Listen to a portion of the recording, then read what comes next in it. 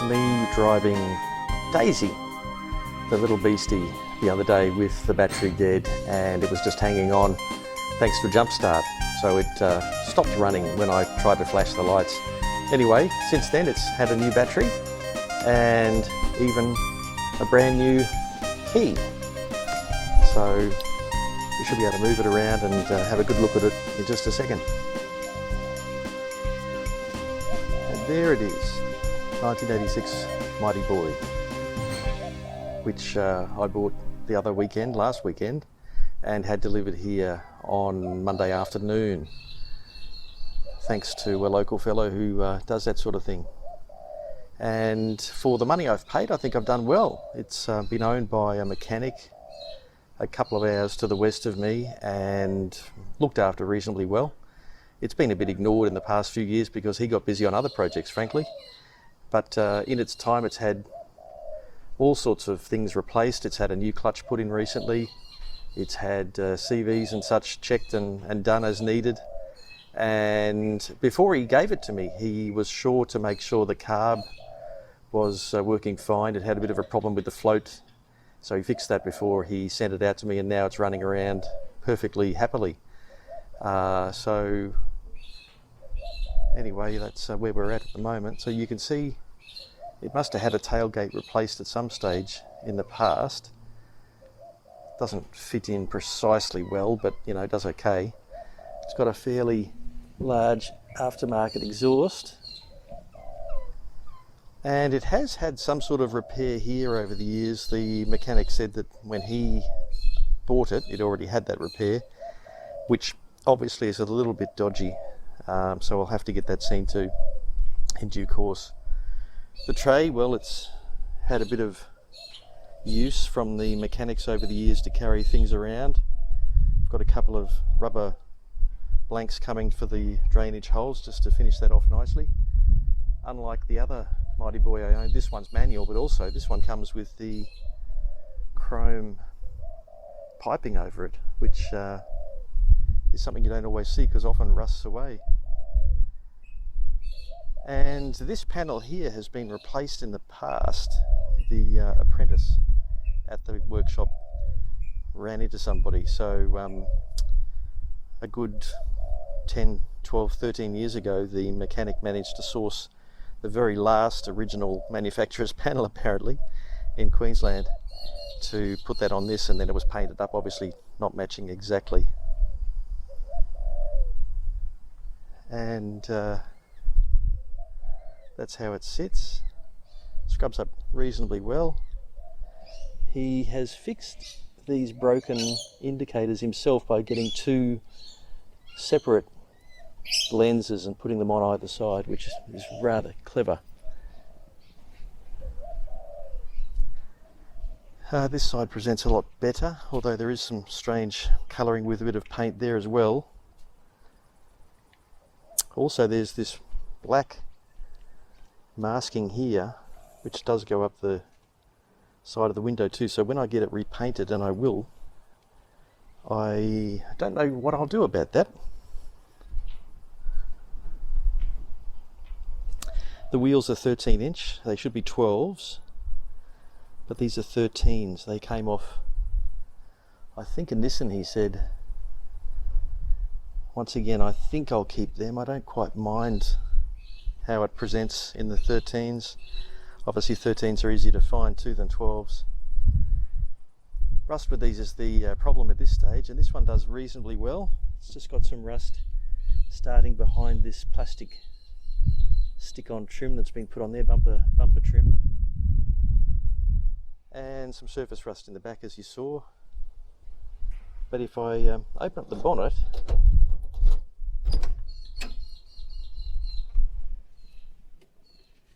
where is it?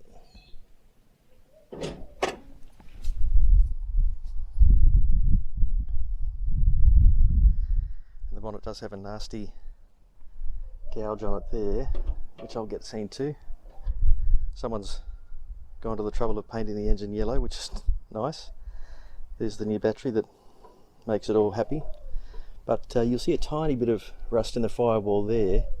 That's a common area for them to pick it up, and this one did have a fair bit of that, not a fair bit, but a decent bit along there before, and that was cut out some years ago, so hopefully it won't make a return, and hopefully that won't get any worse. Tiny little radiator. It's got some holes gouged in the bottom, so I'm not sure how long it is for this world, but for the moment it's working all right. Wipers work. Windscreen washer works. Blinkers work. Lights work. I've left the caps of the battery sitting there.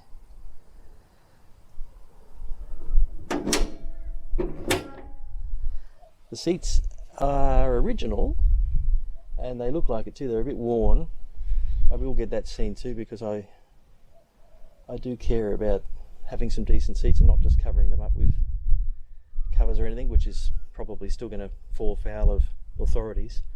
I don't know whether I'll ever get that sort of fabric though. I may just have to go with red and rescue the vinyl Mighty Boy etchings there. This car was used also as a family runaround. Incredibly, I think the fellow said he used to put a baby seat in this little shelf area behind the seats. And that little shelf area is because in Japan, this is a 4-seat car called the Suzuki Servo, and underneath this panel, which is literally just a bit of metal, there are the footwells for the rear seat passengers who aren't sitting there, but their bums would be around here.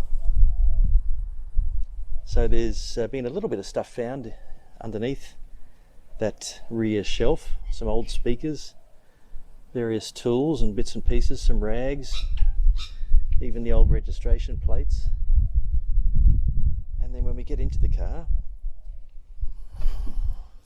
it is compact, definitely, but a bit more headroom than even the Copen that I've had before. And unfortunately the radio's been replaced at some stage with this new jobby, which is good for people that have iPods and iPhones and all that sort of stuff. I don't. I just like the old push button radio just for authenticity. And the glove box lid has come off, which they do on all of them. It's just a plastic ridge there that eventually gives way, so I'll have to put a piano hinge or something on there, as was the case on my other Mighty Boy, and bring that back to closure. It's all very simple.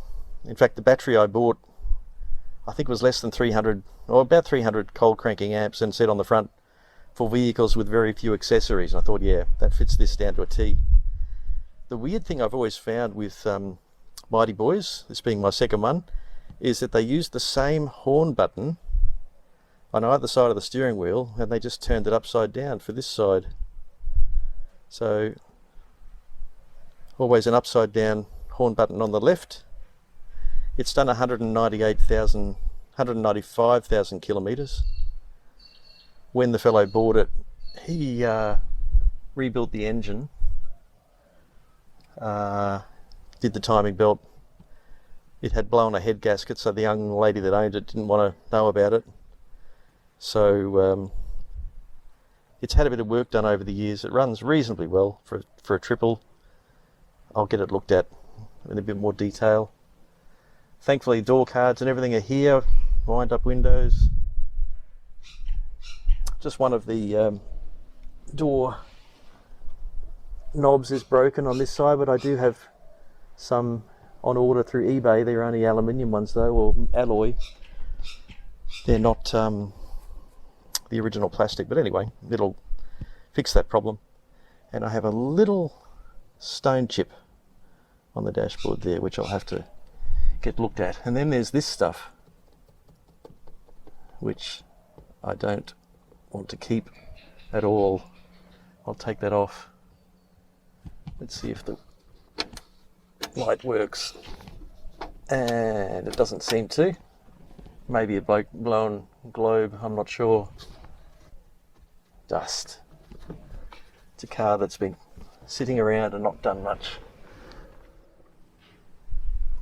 When I was looking at the Mighty Boy out west, the mechanic was kind enough to put it up on a hoist for me to check out. So I've already had a good look around underneath, but everything looks in reasonable condition, and it seems to have been a country car all its life, so it hasn't been near the ocean, I don't think. I don't know what that was all about, but anyway, that's on there. And I've ordered a new one of them for when this is painted yellow again. I can put Suzuki back on there. The tail lights are good, bumper's good, wheels are another story, but we'll get to that once it's back on the road. And there's no screw there to hold that on. I don't know why, but anyway, it doesn't seem to suffer for it. I might fasten that, I suppose. Someone's had a go at fastening with these top things, maybe that's why they don't need the bottom ones.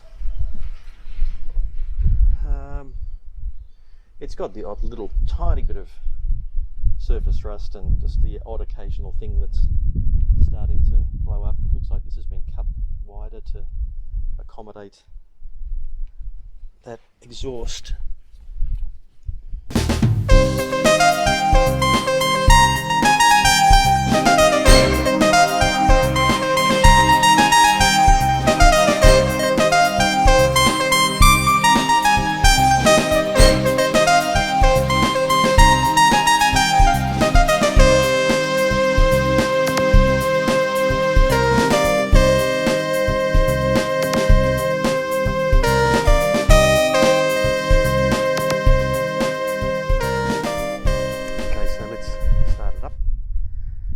Inside the garage, and I can start cleaning these decades of coins and stones and all sorts of stuff under the carpets. Seat is very flat to sit in.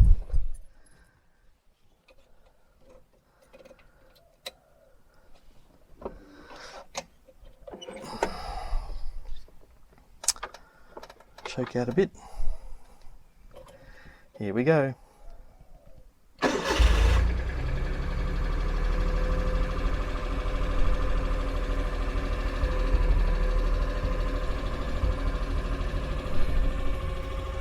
Sounds a little bit out of tune, but for a triple cylinder,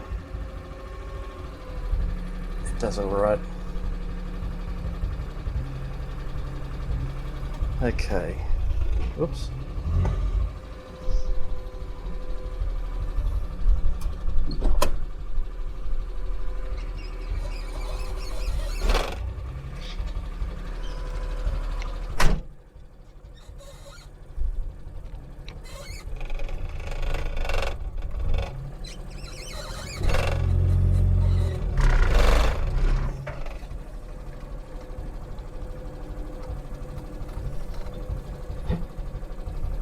Reverse is found.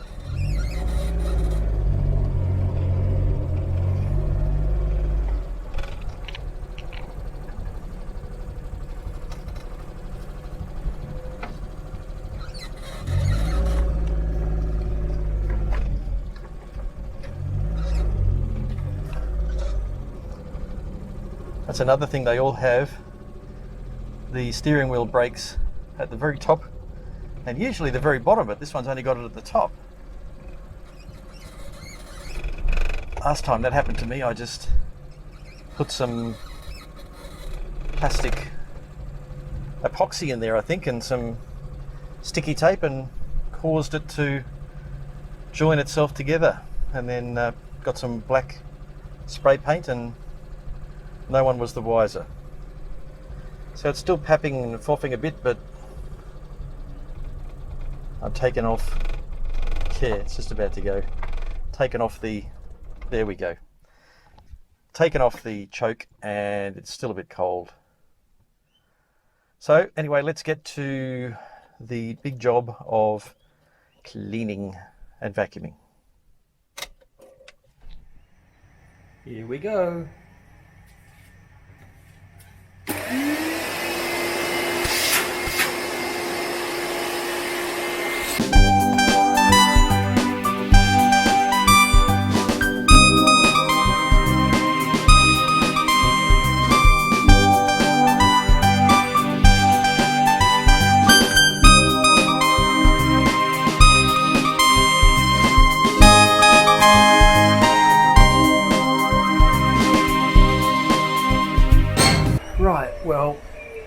That is the driver's side.